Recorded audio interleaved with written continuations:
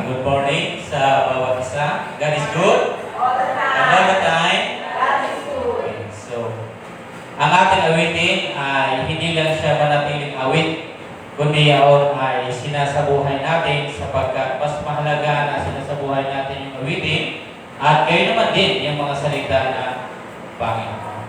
Okay? So, good morning.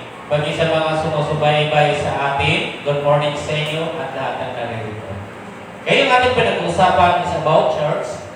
So, mapapansin natin ngayon na kung ano yung kalagayan natin bilang isang simbahan. So, diniscuss ko na sa inyo yung about the building. So, siguro hindi na yung kaya sa inyo.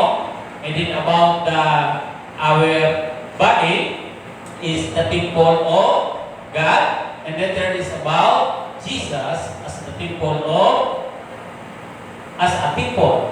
Okay? And now, pag-usapan naman natin ngayon, Jesus is the head of the church.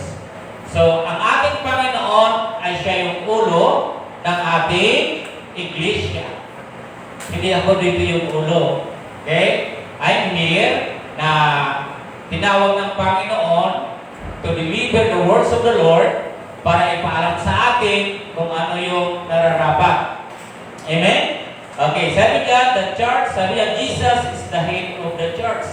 So, yung ating layunin kung bakit natin tatalakayin yung sinasabi kong the head of the church is to be a part of the Lord's ministry. Okay, so, kung sinasabi natin head po siya, may katawan siya. Sino yung katawan? Tayo. So, nararamdaman natin kung ano yung pangangailangan natin bilang katawan. At naiintindihan naman natin kung ano yung nais ng Panginoon sapagkat siya yung head of the church. Naiintindihan ho natin ang lahat ng bagay na yaon na binabanggit ko po sa inyo ngayon. So, let us open our Bible, the book of Ephesians, chapter 1, 22-23, and turn your Bible in 1 Corinthians, chapter 12, 14-26. But sa una, buksan muna natin sa Ephesians, chapter 1, 22-23. Amen? O, sige, lahat po tayo tumayo. And then, babasahin po natin siya. And then, after po nito isa, unang Corinto, chapter 12, 14-26.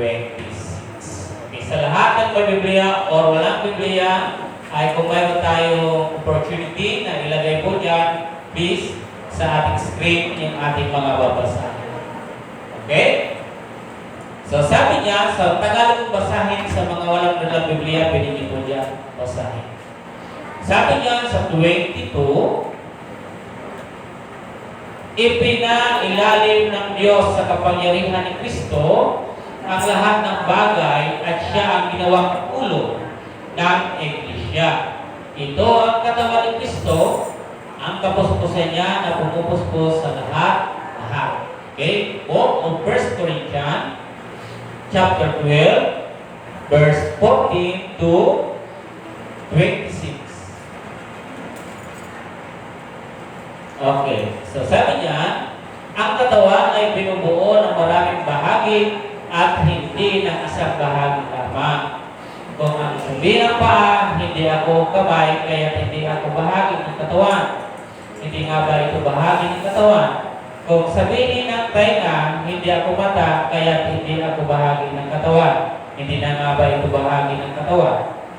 Kung panay mata lamang ang buong katawan, paano ito makakarinig? Kung panay tainga lamang ang buong katawan, paano ito makakaamoy? Subalit, inilagay ng Diyos ang bawat bahagi ng katawan ayon sa minabuti niya.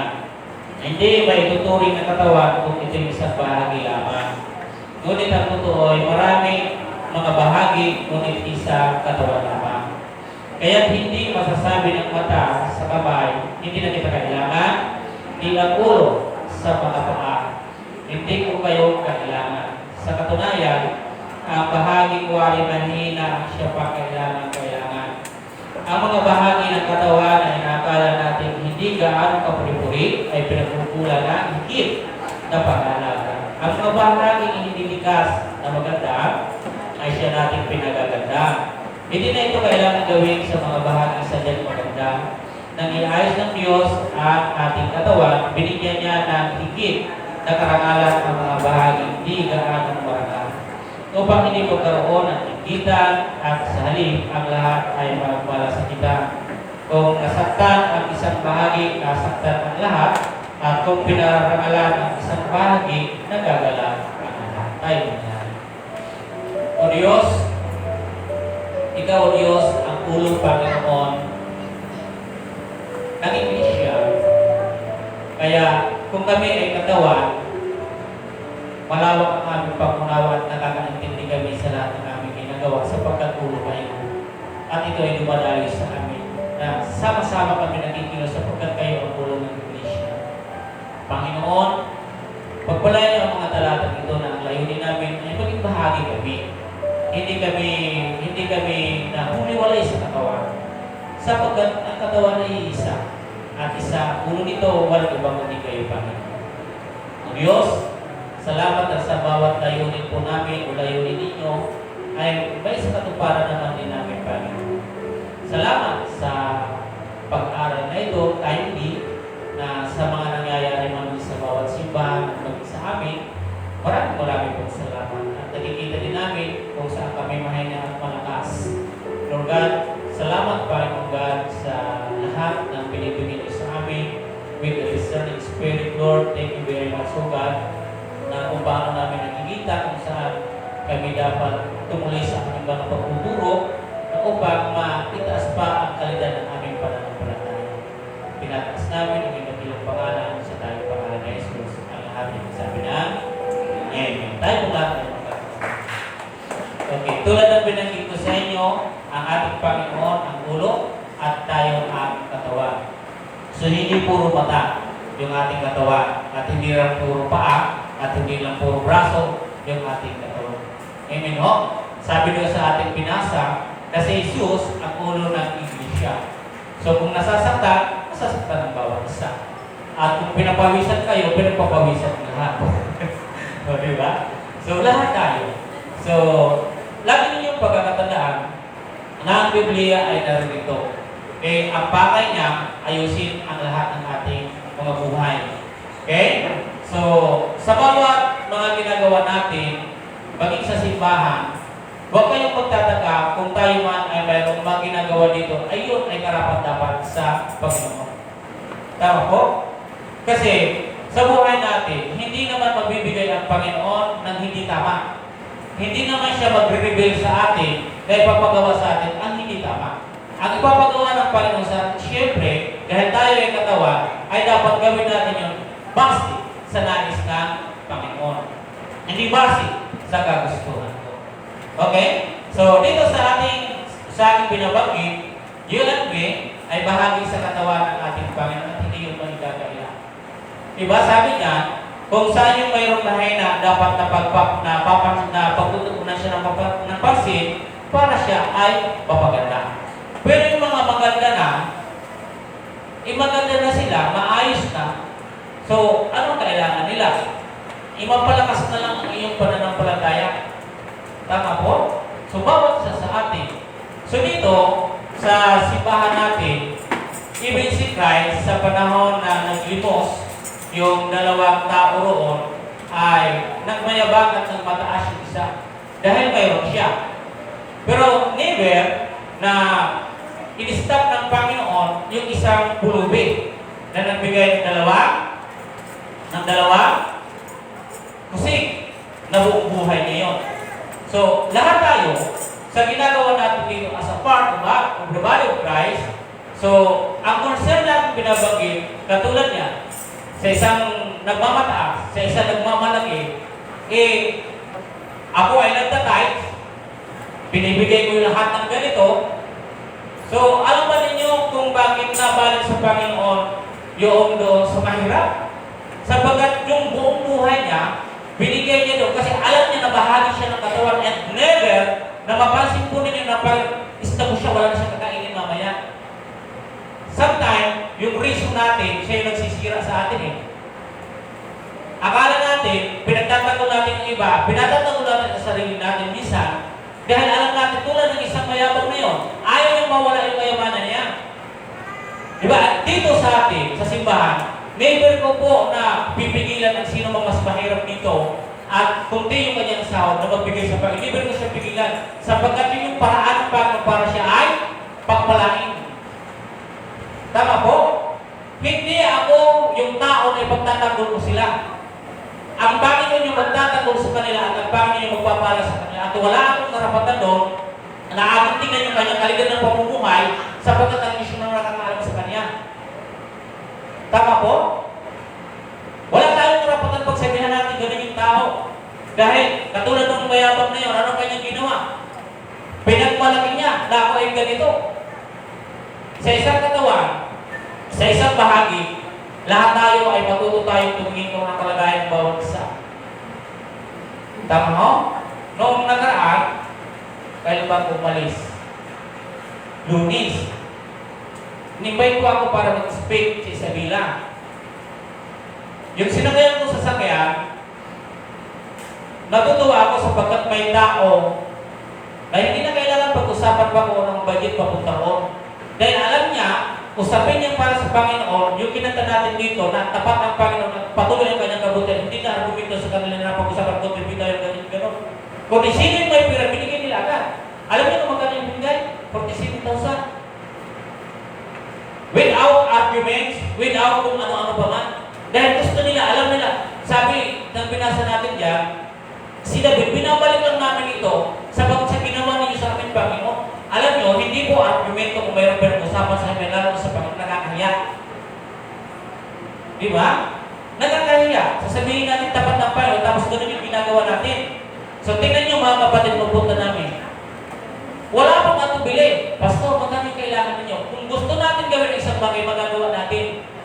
Magkano kailangan, Pastor? 47, pinadanahan po si Pastor Elvin. Saan gagamitin? Sa ministeryo. Walang diskusyon. Walang arguments kasi gusto niyang tumulong sa simbahan. Mayroon siyang malasakit. Ngayon, nung kami po ay umalis na papunta ron, ako ay isang tao rin na ganoon din yung aking pananaw. Hindi ako nagdadalawang isip at ako ay makikiramdam na lang kung may pagbibigyan o hindi. Nagbigay ako ng Pastor Edwin. Pastor, tagapin ito. Pagkasalina. Pastor, wag na.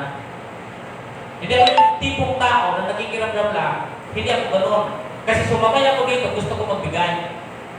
Diba? At nang magbigay sa'yo, oh, Pastor, diyan mo lang yan. Sabi sa akin, pinabayaan ko na lang. Nung pumunta na kami ng Isabela, 3 hours, papunta ng Tuwing-Garaw, pumunta ulit kami ng Tuwing-Garaw sapagkat yung kasama namin, Pastor, gusto pumunta doon. Nung pagbalik na namin, pabalik, inabutan ako ng 1K. Tingnan yung mga tao, walang arguments. Basta gawain ng Panginoon. Alam nyo, di ba doon sa akin, siya nagbigay pa rin ng gasolina. Wala pang usapan. Pastor, ano pag-usapan natin? Wala pang usapan yun sapagkat alam nila na nagpo-provide ang Panginoon. Even dito sa simbahan. Ito yung katawan, binabagay ko po. Ito po yung ating Panginoon. At nakakahiya kung gano'n yung maging ugali natin sa gano'ng sitwasyon, lalo na sa kanyang gawain. Dahil yung gawain para sa Panginoon. Okay, sinabi ko na pinag-usapan na natin yung building. Pinag-usapan na natin yung templo natin katawan, maging si Jesus. Nagbigay siya sa akin ng 1,000. Sabi, Pastor, wag na. Kasi inayawan nila ako ng 500. Nung bigyan ako, sabi, wag na, Pastor. Sabi ko, mo yan. Kinuha ko. Hindi ako kontento doon na sa akin lang yun. Mayroon kaming driver na ako ay nakikiramdam para sa kanila. Na kahit ano po sila nag-istaway doon, dinadala ko sila ng pagkain. Gusto ko silang makakain. Okay? Nung bumabong po ako doon, kasi sabi ko, Pastor, pag-alin natin ng Tuwing-Garaw, pagdating po natin sa Nisha, babayin na ako. Hindi na ako tutuloy doon kasi tutuloy na ako sa akin. Alam niyo po yung ginawa ko? Hindi ko sinarili yung pera na 1,000. Sabi ko, Pastor Yupi, iabot mo ito doon sa driver kung dalawa. Kasi masaya ako na gawin nyo. Sana, gano'n din yung puso natin nararamdaman natin. Di po ba? Alam niyo sa bawat usapin, sa bawat gawain ng Panginoon, hindi dapat tayo mag-argumento. Kasi kung gusto natin magbigay sa Panginoon, magbibigay tayo. Kasi lagi natin kinaawit. Provider siya, tapat siya. Bakit natin gawin? Bakit natin patunayan sa buhay natin na tapat siya? Pero kung tayo ay sumasalang ng blessings niya, wala tayong mukha sa pagpapasalamat at sabi ng Lord, salamat at salamat. Pero ngayon, pag nananawagan na ang Panginoon, ano naman yung sitwasyon natin? So, maging maayos tayo bilang katawan. Tama po ano? Ayusin natin yung ating pag-interpret ng ating mga binibitawan ng mga salita ng Panginoon. Kasi kung tapat pala siya, huwag kang matakot, tapat pala siya eh. Kung mabuti siya, huwag kang matakot, mabuti pala siya. Kasi magbigay tayo, mabuti pala ang Panginoon eh. Hindi niyo ba alam lahat ng ginagawa natin ang Diyos yung nagpapala? Di po ba? Hindi lang kasi napakarami kami experience, Termita, na maraming bagay na ginagawa namin. Ito, isang bagay, pumunta ka umuwi kami ng Bicol, may inikaris ako doon. Wala silang dalawang isip sa pagkakagalitan ng simbahan. Yun yung bahagi ng katawan natin. Nararamdaman natin kung ano yung pangangailangan. Tama? I'm here, mga kapatid. Sa buhay ko, wala pa naman akong pinuntahan simbahan niloko ko. Wala pa akong natatandaan na niloko ko yung simbahan. Lahat ng ginawa kong pinuntahan kong simbahan, lahat po ay nakaranas po sila kung ano yung sinabi ko doon, yun din yung naranasan nila. At ako, kung ano yung sinabi ko naranasan ko din sa kanila. Diba? Huwag kayo nagsabi ako dito sa inyo na mayroong ng bubudol. Diba? Minsan nagbanggit ako sa inyo. Ito mga kapatid, tulad namin mga pastor, sa bawat ginagawa natin dito sa simbahan, hindi ko inisip na kailanman nagulangan ko kayo. Hindi ko kailanman inisip na kayo ay aking budulin sa ginagawa dito sa simbahan. At huwag tayo magbabanggit ng salita ng ganyan, lalo na sa mga naglilingkod sa Panginoon. Kasi masaklap yung balik dito sa atin. Naintindihan? Ang ginagawa dapat natin, matuto tayo mag-speak sa ating mga nangungunahan at maging sa ating Panginoon sapagkat siya yung dapat siya yung nagbibigay sa atin ng talino kung ano yung nararapat na ginagawa natin, hindi kung ano yung mga matatalino na salita. Kasi hindi siya eh. Alam mo naman sabi ng Panginoon sa iyo, ganito yung sabihin mo, ganito, ganito, ganito. Eh, hindi dapat ganon. Dapat matiwasay ang isip mo, maalam mo yung ginagawa mo sapagkat yung ating Panginoon, wala siyang ilalabas na masama, kundi sa ikaayos at ikalalago na simbahan. Tama po? So sabi sa akin ni Pastor Rubino, si Pastor, mag-preach ka. Ano yung piniba? Ibigay mo sa akin yung specific preaching, delivering yung words about evangelism, Pastor. So ayun ba eh. Kung ano yung binigay niya sa akin kung so ayun ba eh. Sapagkat siya, ang dapat ko siya yung nag-invite sa akin. So, about evangelism, hindi ako mag-preach ng ano pa ang ibang topic, kundi about evangelism. So, clear para sa akin, sapagkat nag-reveal siya ng Panginoon, nag-reveal, kukunin ko siya. Okay? So, ito mga kapatid. Dito sa ating binasa kanina, bawat mananampalataya dapat matutong mahalin at pangalagaan ang gawain iniwan ng Panginoon para sa atin. Huwag tayong mag-isip ng masama, lalo na kung ito ay para sa ikabubuti ng lahat. Di ba? Sa bawat mga ginagawa natin, tulad nito, darating yung DBBS, huwag kayong mag-isip ng masama yun. Isipin ninyo kung paano kayo makakatulong. Sa abot ang iyong makakaya sapagkat hindi namin kayo pipilitin. Hanggang sa kaya ninyo ay tatanggapin natin. Ang importante doon, bahagi tayo ng ating katawan na Jesus. Gusto niyo mga bahagi ng katawan? Tayo yung mga prinsipyo natin ngayon. Even doon at dito, tayo po talaga yung ating prinsipyo. Okay? So, kailangan natin ay maging bahagi. Every believer should learn to love and care for the word of the Lord as sleep for us. Yung iniwan sa atin, dapat yun ay pinangangalagaan natin. O hindi tayo magreklamo kung ano pa man ang meron. Let's not take back, especially if it is for the good of all. Lalo na kung yun sa Panginoon, alam po ba ninyo kung sino kinakalaban natin, no? Ang this time. Hindi natin namamalayan na iba na yung isip mo, hindi mo namamalayan na hindi na pala yung dinidigtas sa'yo ng Panginoon. Oh, di ba? Iba na yung ating iniisip. So, bakit siya? Okay? So, sabi niya, sa 12:26 ng ating binasa, kung nasaktan ng isang bahagi, nasasaktan ang lahat. Kung pinararangalan ng isang bahagi, nagagala ang lahat. Okay? So, lahat tayo. Pag may nangyayari dito, mabuti, anong pakiramdam? Di ba masaya? Pero tingnan nyo kung mayroong hindi maganda nangyayari. Ano? Masaya ba? Masakit. Di ba? Sapagkat ang usapin natin ay sa Panginoon na dapat siya maparangalan. Kinakarambulan pa natin yung dapat hindi naman dapat matagal o dapat maging positibo sa isang bagay. Nagiging negatibo tayo sa isang bagay. Siya pa naman yung head, siya pa yung ulo, na para tayo ay sabihan, pag-isip, bigyan ng isipan na maayos. Huwag natin bituhin sapagkat hindi natin malilito ang ating Panginoon. Amen? Lahat na naman tayo ngayon, lahat ng maging kalusugan natin, ito ay mula sa ating Panginoon. Okay, mayroong apat na bagay. Sabi ko sa inyo, na ang layunin natin, gusto natin maging bahagi sa ministeryo ng Panginoon. Okay? So, ano yung magagawa natin? Ano yung mai-share natin? Sabi din, how can we participate in the Lord's ministry? Paano tayo makababahagi sa ministeryo ng Panginoon? Diba? So, mag-isip na kayo ngayon. Paano kayo makakabahagi? Paggawain ng Panginoon, huwag kayong maging negatibo. Maging positibo kayo. Kung mayroon mong ini-implement dito, paraan niya para pagpalain palaro tayo ng ating Panginoon. Amen po ba? Hindi yung mag-isip tayo ng negatibo, paano padadalawin ng Panginoon blessing kung ganun tayo mag-isip? Di ba? Okay. Sabi niya, una, by participating in the church goals, by helping it to grow. So, sa pamamagitan ng pakikilahok sa mga layunin ng simbahan sa pagpapalago nito. So, ang magagawa natin, Pastor, Brad, ano ba yung maitutulong ko para lumago? Gumanda naman yung simbahan natin.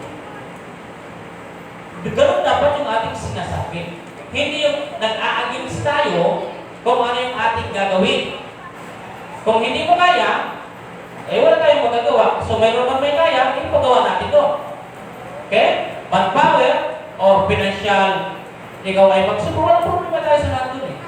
Pero ito lang yung aware natin ha. Every time na balikan yung pinag-uusapan sa loob ng simbahan, hindi tayo kailangan ang review dito. Pagbibati tayo sa lahat ng bagay na sapagkat kung babalikan tayo ng Panginoon sa tutuhan, sobra-sobra yung binigay sa ating Diyos. Isipin nyo, pagkaitan pa natin yung simbahan. Di po ba? Isipin mo, pagkaitan natin yung katawan ng bawat isa. Di ba? Hindi nyo kailangan gawin yun. Okay, sabi dito, sa talata na aking babasahin, because of their desire to grow, the church they considered what they own as the property of all. Alam niyo ng panahon, sa panahon po ng pangangaral na Paul na Pedro, makikita niyo po ito, because of the desire to grow the church, they considered what they own as the property of all. Malayo po tayo niyan, bagay sa panahon po natin ngayon. Ang bawat mananampalataya doon ay hindi nila inari na yung pag-aari nila ay sa kanila. Bagos kinonsider po nila na ang kanilang pag-aari ay para sa lahat, para sa ikalalago na simbahan.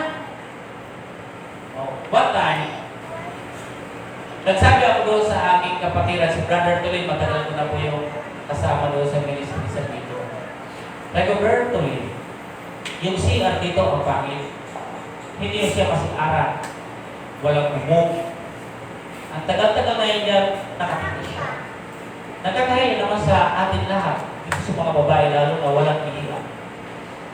Ang akin nandito, sino yung mag-u-offer ng anahaw? Di ba sa probinsya, Esther? Di ba yung mga bubong kung walang yero? Dahil mababa lang ng ibang simbahan doon eh. Hindi kaya bumili ng yero. Minsan, kung sino yung pwede mag-contribute ng anahaw, siya yung magbigay. O sabi ko, sino yung pwede pong tumulong sa akin? Punta sila agad doon. Uy, Pastor, sige, tama yung plano na gawin natin yung CR. Kasi isipin nyo, nagsisimba, may gusto kuminin, lalo na may babae. So, nakakahiya. So, ang ginawa namin, sige, ang gawin natin ganito. Pumunta ka kay Pastor, gusto po namin, Pastor, ayusin yung simba. Okay lang po ba sa inyo? Sabi ko, okay sa akin. Walang pastor mag-aaya pag ganun po yung mga ganun po yung isipan. So, kinakasama ko sa sige, punta tayo, kuha tayo. Saan po ba kami pwede? mo. Wala naman kami ng araw. May nagbibigay ko ba? Wala nga mo gabok. May nag-donate. Wala na masakit kung ano pa man. O sige, gumawa na tayo ng araw. At doon pa kung munti ka mamatay kasi pumunta dito sa akin. Nagpunta ng mission niya dito, kaya mamatay ko lang yung kabahay niya yung anak. Ginawa po namin yun doon. Diba? Kung ano yung talent, mayroon ako at talent na mayroon sila na kaya ng gawin. Kasi hindi mo ako marunong mag-ano. Gawin ninyo. Kasi kung ano yung talent niya, talent ko na rin sila. Pero pag-aari ba? Noong panahon, isipin niyo mga kapatid, yung kanilang mga pag-aari, kung ano yung kulang ng sa simbahan, ay kanya ibinibinta. May pangalan po dyan isang taong matulungin.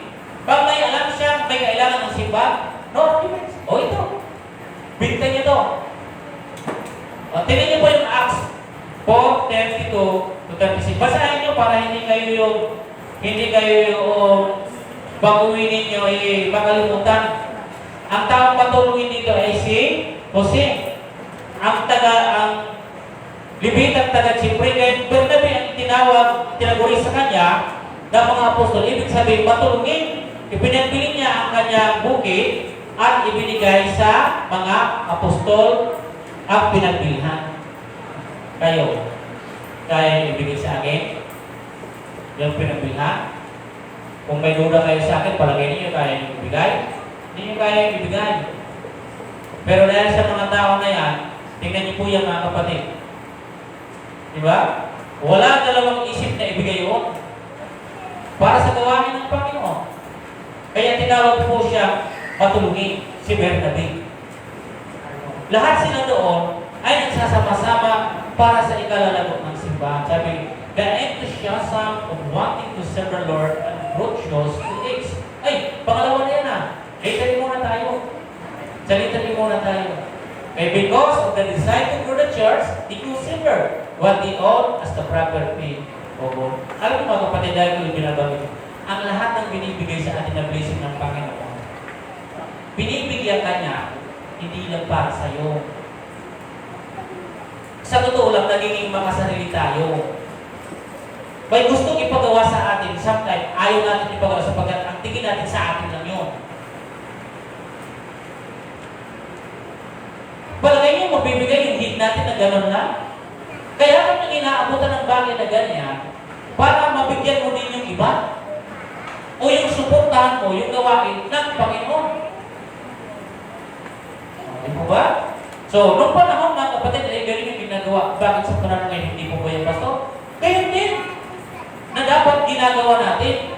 Pero huwag na tayo nadako doon sa magre-reklamo tayo. Di po ba? Kung gusto mo sa pagpapalago at bahagi ka ng katawan ng Panginoon, papapalago natin ang simbahan dahil kasama ka. Tama po?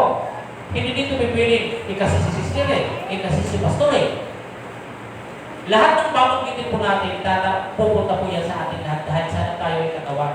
Ang mata, ang kamay, ang paa, lahat po ito dyan na magkasugat-sugat po siya, mararamdaman po yung lahat ng katawan. Kasi katawan tayo Hindi tayo pwede magturo dito. Turo mo ito, turo mo siya. Habang tinuturo mo siya, sinusugatan mo lang yung katawan. Minsan hindi tayo nag-iisip Yung sinasalita natin, pakawala lang tayo ng pakawala ng salita, hindi mo alam, nasasaktan mo na yung katawan at nawawalan ka na ng galang sa ating hit. Di ba? So, pangalawa, letter B. The enthusiasm of wanting to serve the Lord and growth shows to each other. Ang sigasig ng pagnanais ng maglingkod sa Panginoon at sa isa't isa ay nagpapakita ng paglago. Ang naglilingkod po sa Diyos at naglilingkod po sa bawat isa, nagpapakita po siya na malago ka. Alam niyo kung masaya kami sa ministry, hindi ka mababago. Yung sigasig, pag may nararamdaman ka pa sa ministry na masaya, hindi ka man magsasawang sa pagtulong sa ministry. Pero ito, tingnan niyo mga kapatid, pag isa ka na ng palataya, hindi na nagkakaroon ng saya, pag-isipan mo na siya.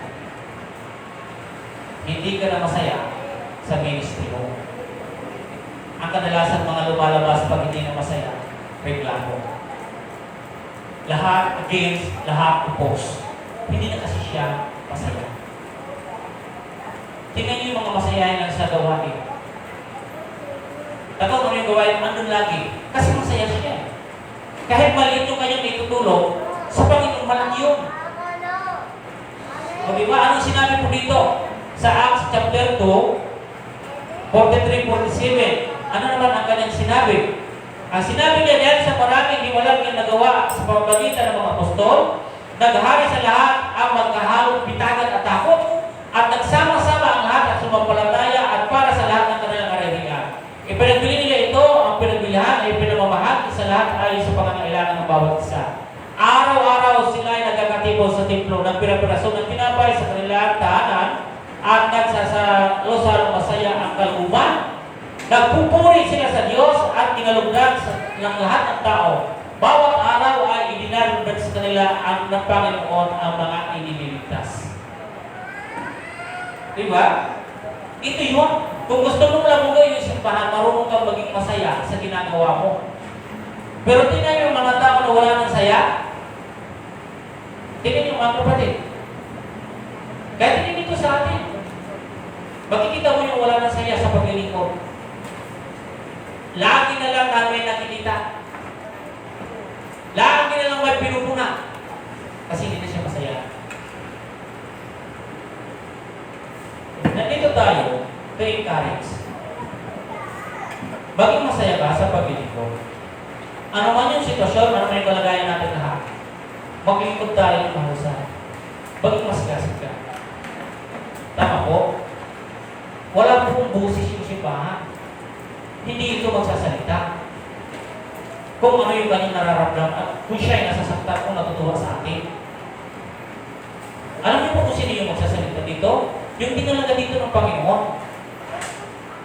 Kasi tayo may pakiramdam ng simbahan, building, wala siya pakiramdam.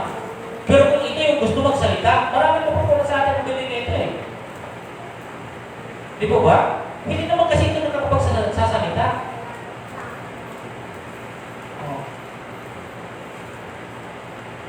Kaya sabi dito, maging masaya tayo. Kung mayroon ng mga dapat na ayusin, ayusin siya. Kung yan ay makakatulong, bakit din natin gawin? Makakatulong naman pala. Bakit din natin gawin? Kasi bahagi at parte tayo ng katawan ng ating Panginoon. Ang special dito mga kapatid, siya pa yung ulo na nagpapalakad sa atin. Di ba? Pangalawa mga kapatid, by sharing our gifts from God that will help His ministry, sa pamamagitan ng pagbabahagi ng ating mga regalo mula sa Diyos na makakatulong sa kanyang ministeryo. Ano ba yung regalong mayroon ka? Pagbabahagi, pamamahala, pagbibigay.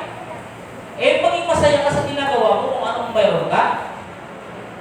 Di ba? Hindi mo na kailangan kung anong bang mga katanungan doon sa gusto mong gawin. Gawin mo siya na masaya mong ginagawa yung isang bagay. Di ba? Sabi, by sharing our gifts, ating mga kaloob. Tingnan niyo po, Romans chapter 12, 4 hanggang 8. Tingnan niyo po, sabi niya.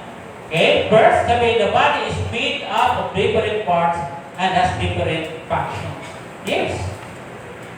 Kung ating ihalin tulad ng ating katawan, ang function ng kamay, iba sa function ng paa. Sapagkat ang kamay ay ginigamit sa pagkain o pag-abot ng mga bagay na madali natin makuha.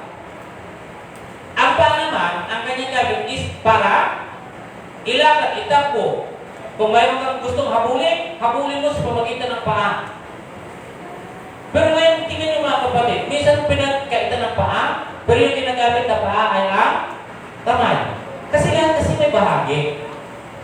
Kung putol yung kamay, ang pwede gamitin ay yung paa. Kung walang kakayahan yung kapatid mo, tulungan mo siya para ma-improve mo siya. Kung ano yung kaloob mo na kaya mo sa gawin mo, hindi pwede na talikuran lang natin yung function natin. O, di ba? So, ano pa yung makikita po natin dito? Basahin ko muna yung points natin dito sa pangalawa. As a members, it's part of the body contribute to the overall functioning of that body. Ano yung contribution natin? Ano yung ambag mo? O, di po ba? Sige, sumali po kayo sa ibang organisasyon. Ano ang laging kinakailangan ng bawat organisasyon? Pag ikaw ay sasali? Is membership. Pag may membership, Hindi mo pwede wala? Hindi mo pwede wala? Di ba? So, kailangan mo magambak kasi bahagi ka ng part ng Panginoon. Pag hindi mo yung gawin, wala kang respeto doon sa hit niya. At hindi ka magiging part talaga doon. And every organization, my membership fee. Di ba? Pag pupunta kayo sa bawat organization, hindi ko alam kung magkano iba 500 yung membership fee. Sa Panginoon, free. Di ba? Para ikaw ay matawag na bahagi, may contribution ka, may ambag ka.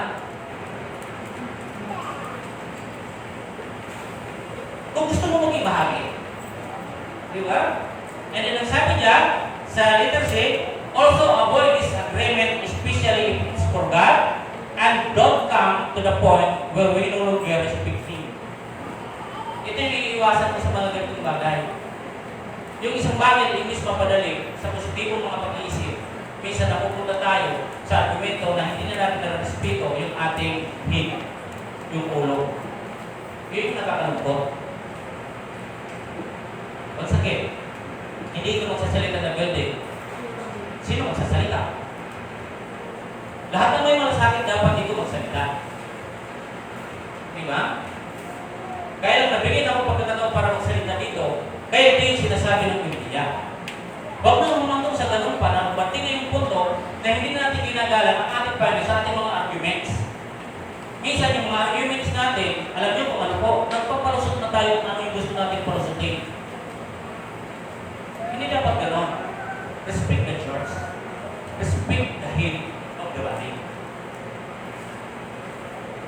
Tama po ba? Kaya sabi dito mga kapatid sa aking binabasa ngayon, again, the body is made up of different parts and has different function. B, as a member, each part of the body contributes to the overall functionings of the body. And letter C, also avoid this agreement, especially if it's for God. Siyempre nakakahiya talaga. Siyempre mo, nag-argumento tayo. May gagawin na tayo sa Panginoon, tahagal ng pinibak, nag-ano pa tayo eh. Parang nakakahiya naman. Talagang nakakahiya. Sapagkat kung ikaw ay humingi, manalangin sa Panginoon pag dumadating, hindi naman tayo nahihiya eh. Pero tungkol na doon sa mga bagay na para sa Kanya, parang nahihirapan tayo magbunot eh. Nahihirapan tayong mag-contribute sa Kanya.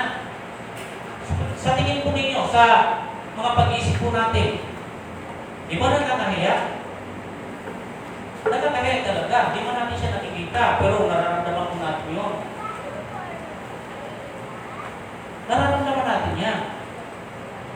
Biblical po yung binabanggit ko dito, hindi ko kayo dito nililing lang. Wala akong pangliling lang ahawag dito sa aking sinasabi sa inyo. Okay? So, ano pa po mga kapatid? Ang sabi dito, iwasan din ang hindi pagkakasundo, lalo na kung para sa Diyos, at huwag dumating sa punto hindi na natin siya ginagalang.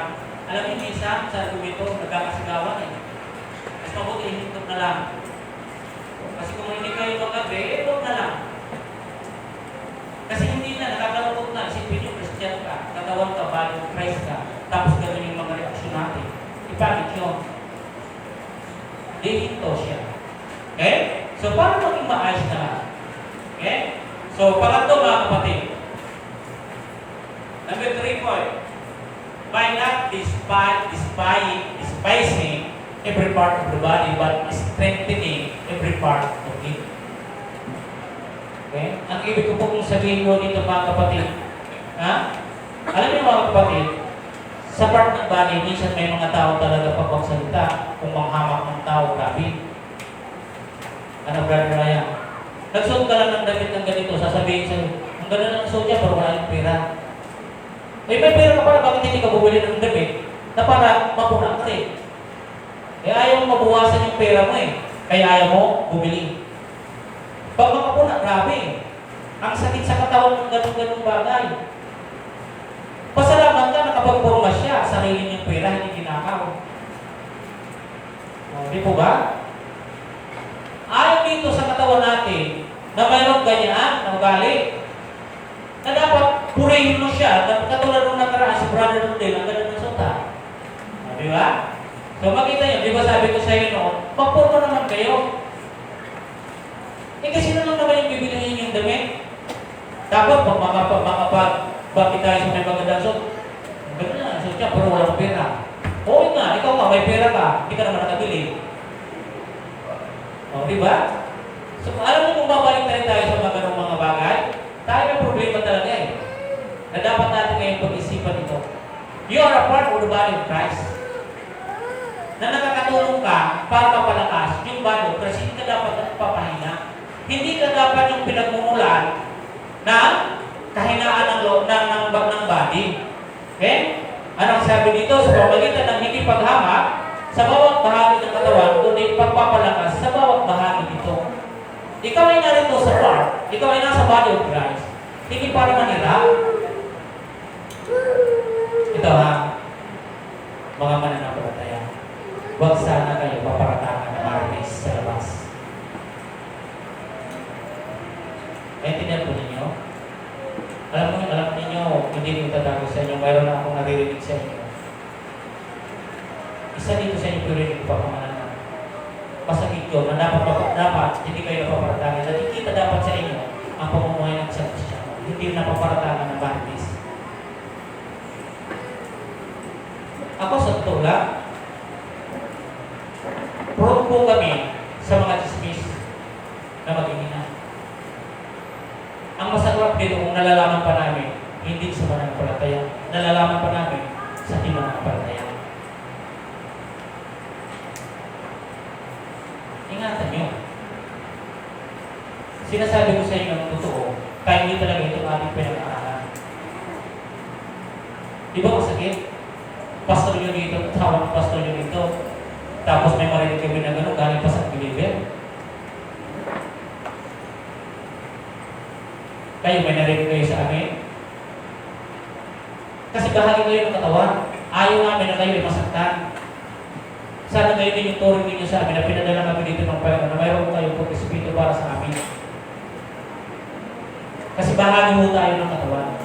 Pag ako ay nasaktan, masasaktan tayo lahat. Pag kayo nasaktan, kadamay ako na masasaktan tayo lahat. Tingnan nyo, yung pananalita. Bakit ako naglabas nito ngayon? Kasi gusto ko ma-aware na kayo mo. Hindi ko ito papalagpasin talaga. Kasi may narinig na ako sa mga parata nito sa Kristyano. Ang nawaan, ang masarap, ang masakla, kung may malaman pa kami, nagaling pa sa binibir. O gano'n. Haharap ako sa inyo, totoo akong pastor. Hindi ako magpapanggap sa inyo. Sasabihin ko sa inyo, tumatawa ako sa inyo ngayon, kahit pagtalikod ko, mahal ko pa rin kayo. Hindi ako katulad ng ibang tao, nakaharap ko kayo, pagtalikod, chichisis kayo. Hindi gano'n. Yung mga backpiping, ang ganda ka nakaharap, ang ganda ka nakausap, pagtalikod, ikaw yung pinapalaman sa tinapalan. Hindi maganda. Okay? So, we are a part of the body of Christ. Hindi yung maganda. Hindi lang ito dito, kung isa kabuhan ito. Okay?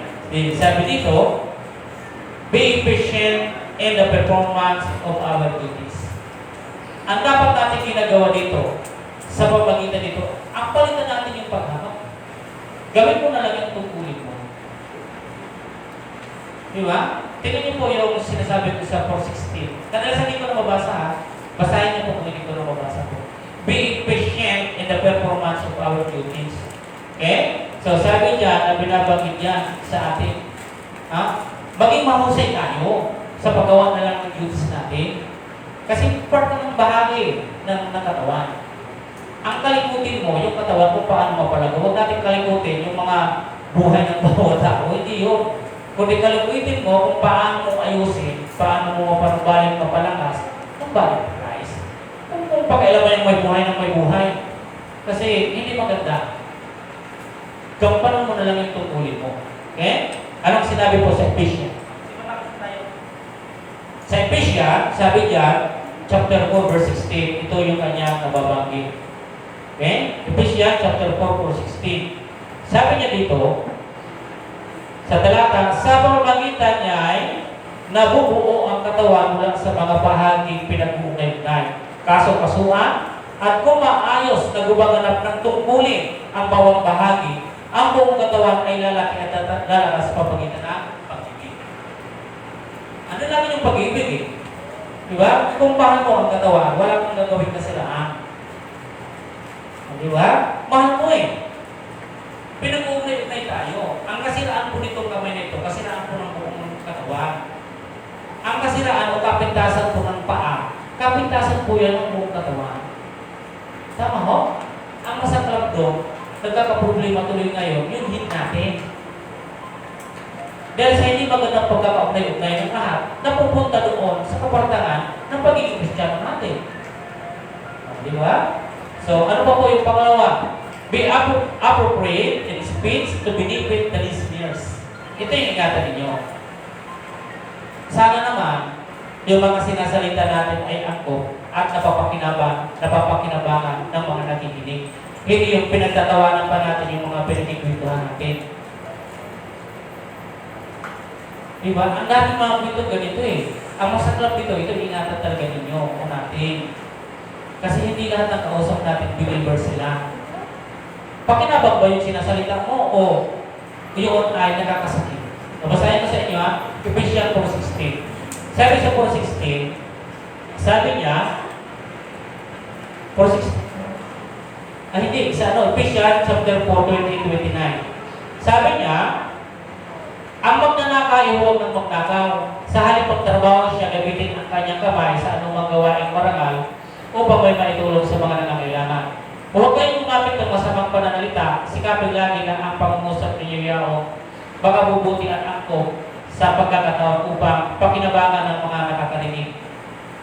Mag-ingat talaga tayo dito. Kasi minsan nagsasalita tayo, hindi natin alam kung may dumaan, napakinggan kayo.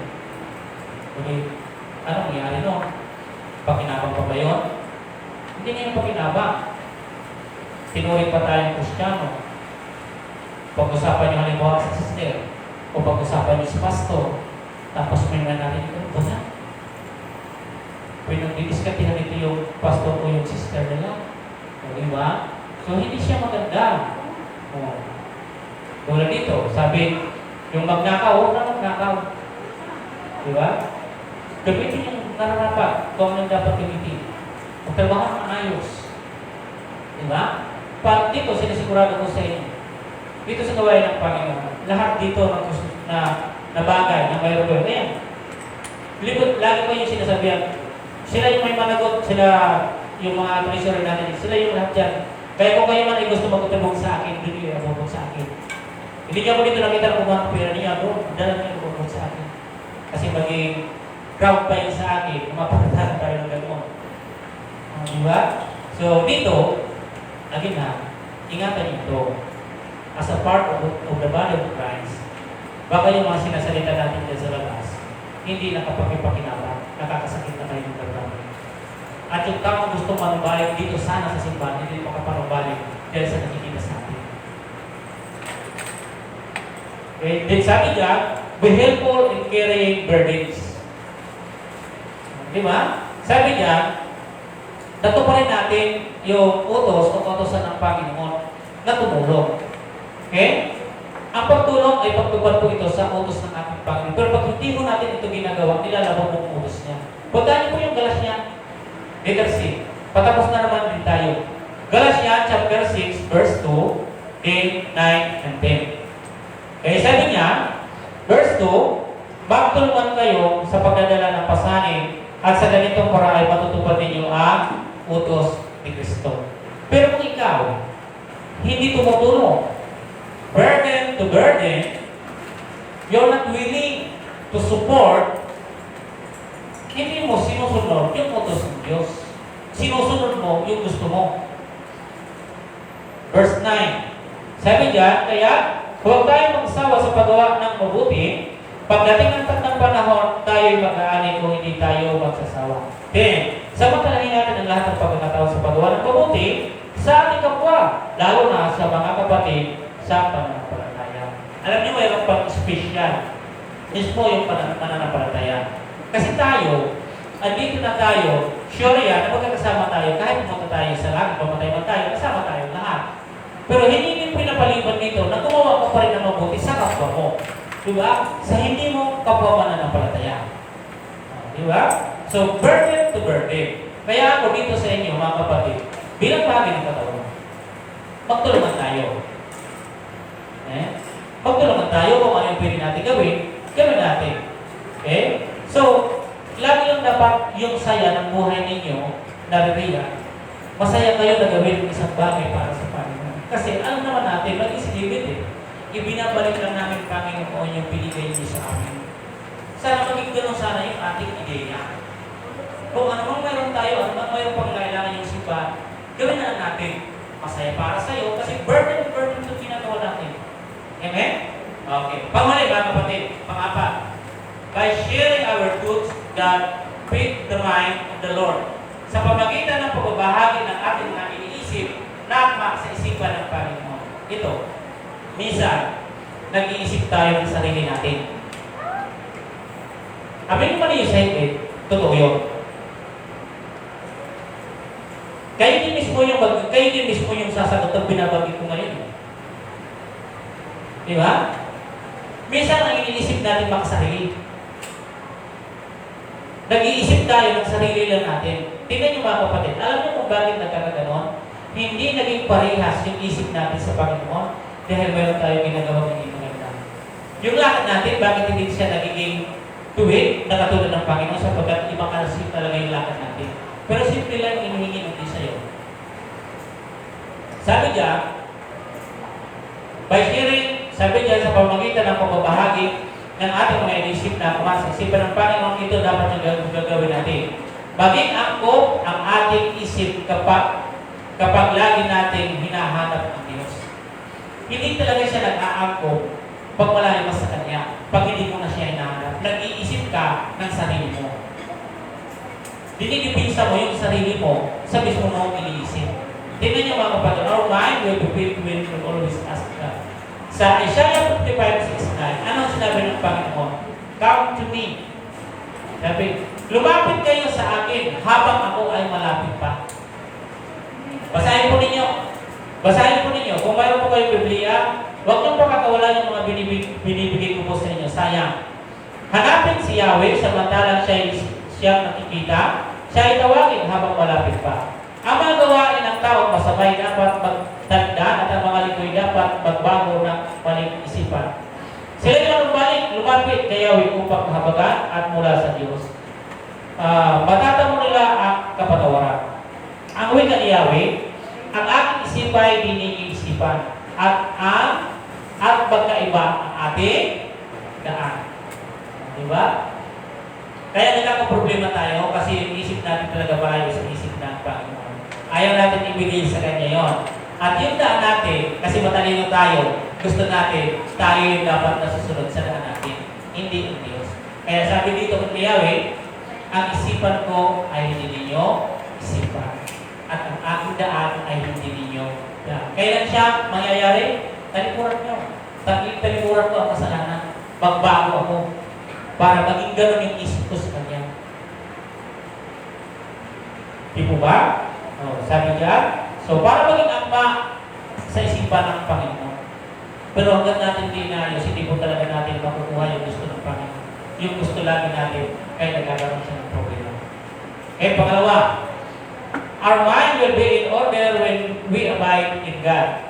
Magiging maayos ang ating pag-iisip kapag tayo ay nananatili sa Diyos.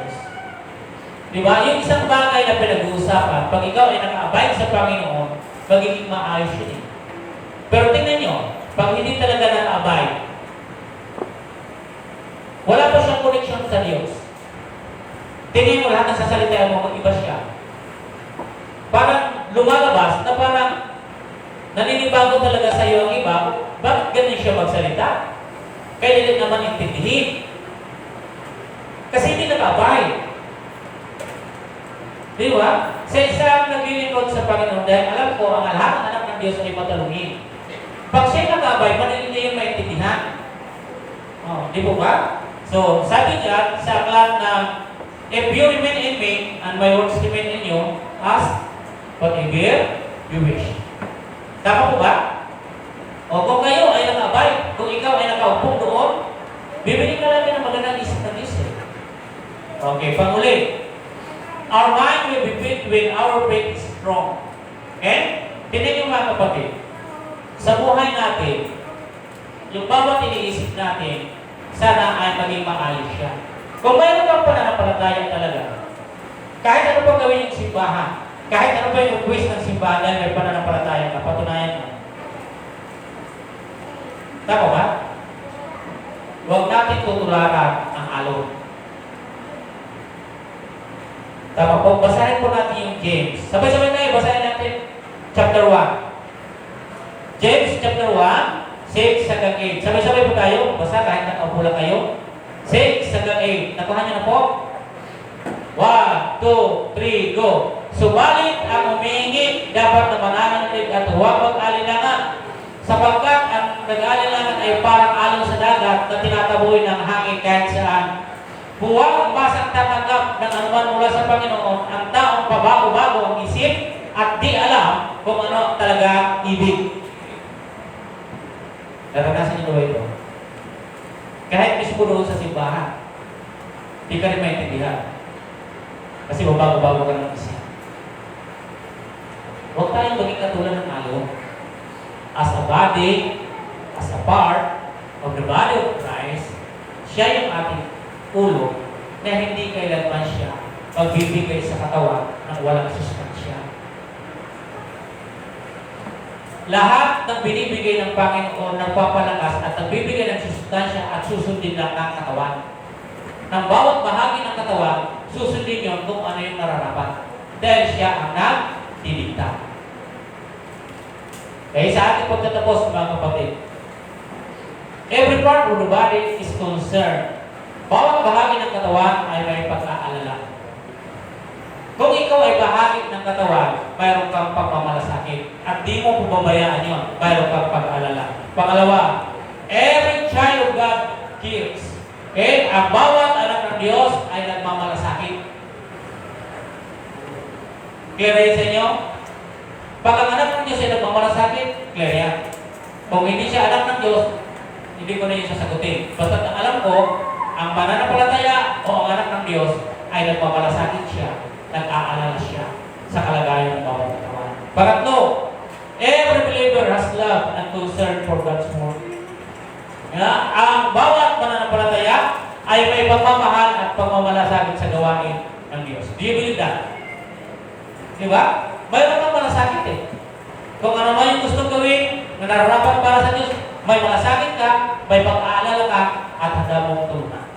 Dahil ito ay bahagi ng katawan ng ating Panginoon. Pakibasa.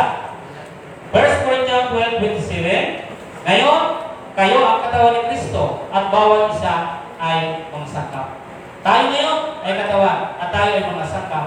Gumawa tayo ng maayos bilang isa sangkap ng katawan.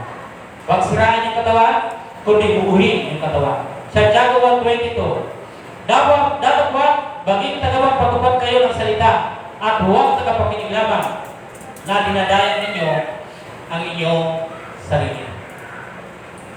Ang daming nakikinig, pero pagdating na po ng implementation, nawala.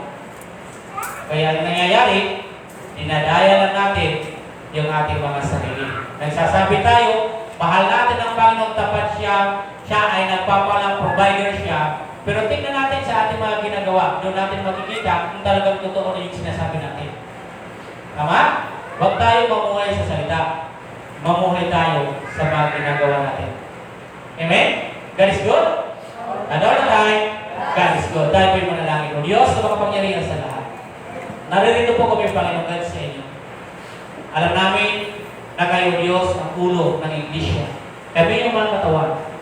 Alam namin, Diyos, sa bawat pinapahayag ninyo ay lahat ng iyon ay mabuti. Wala masama, Panginoon. Turuan niyo kami, Panginoon, na sa bawat mga ginagawa po namin, hindi maging mabigat o pabigat kami.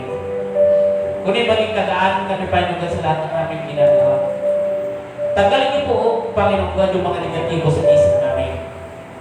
Tanggalin niyo po, Panginoon God, yung mga bagay na ito na siyang sumisira, Panginoon, sa buhay namin. Maging positibo kami sa lahat ng aming iniisip. Kung puro kami negatibo, madilim talaga yun ang aming katawan. Nalalabuan talaga ang aming mata, ang aming paningin. Subalit sa mga positibo ang pag-iisip, ibig sabihin lang nito na ang ulo ng Iglesia na si Jesus ay nagbibigay ng kaayusan sa pag-iisip ng sinuman Panginoon. Lord God, maraming pong salamat.